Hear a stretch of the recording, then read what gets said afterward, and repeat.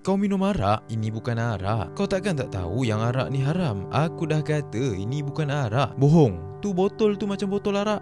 Situasi tadi menunjukkan salah faham seseorang tentang hakikat arak. Bagi dia, hakikat arak itu terletak pada bentuk botol yang digunakan. Kesalahan dalam memberi pengertian kepada sesuatu perkara boleh menyebabkan kita salah menghukumi perkara tersebut. Ini akan menyebabkan air berkarbonat yang diisi dalam bekas tertentu juga dihukum sebagai arak. Untuk mengelakkan perkara ini berlaku, ada dua langkah yang digunakan untuk mendefinisikan arak. Kaedah yang dipelajari dalam ilmu mantik ini juga boleh digunakan untuk mendefinisikan perkara-perkara lain. Langkah pertama adalah menyenaraikan sebanyak mungkin sifat-sifat yang ada pada arak. Berbuih, berwarna merah, cecair, minuman, berbau tajam, memabukkan, berada dalam bekas tertentu. Ini semua adalah sifat-sifat bagi arak. Setelah selesai langkah yang pertama, kita pergi pula kepada langkah yang kedua. Ia berlaku apabila kita menyelidiki satu persatu sifat yang disenaraikan tadi. Apakah ia sesuai menjadi hakikat arak ataupun tidak? Jika sesuai, ia dikekalkan. Jika tidak sesuai, ia akan disingkirkan. Contohnya berbuih.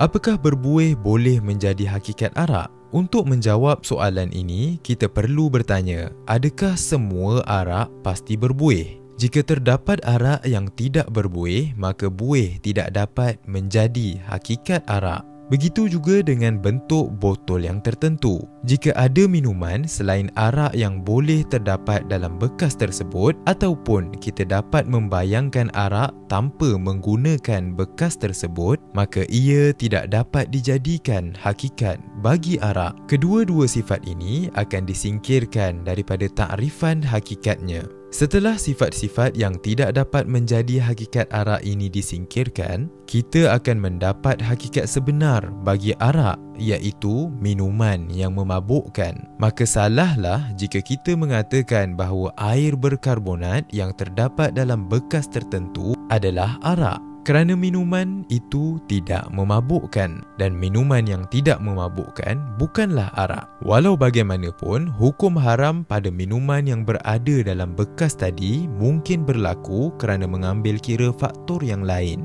iaitu menyerupakan minuman yang halal dengan minuman yang haram. Pengharamannya berlaku akibat kita menyerupakan minuman itu dengan arak, bukan kerana minuman itu benar-benar arak. Masalah ini mungkin tidak nampak ketara kerana kita sedia maklum bahawa hukum meminum arak adalah haram. Cuba anda jawab latihan ini. Lihat haiwan ini. Ini adalah seekor platypus yang merupakan salah satu haiwan mamalia yang bertelur. Cuba anda senaraikan sifat-sifatnya dan nyatakan hakikatnya dalam ruangan komen. Jika anda suka menonton konten seperti ini, jangan lupa untuk tekan butang subscribe. Kita berjumpa lagi dalam video selanjutnya.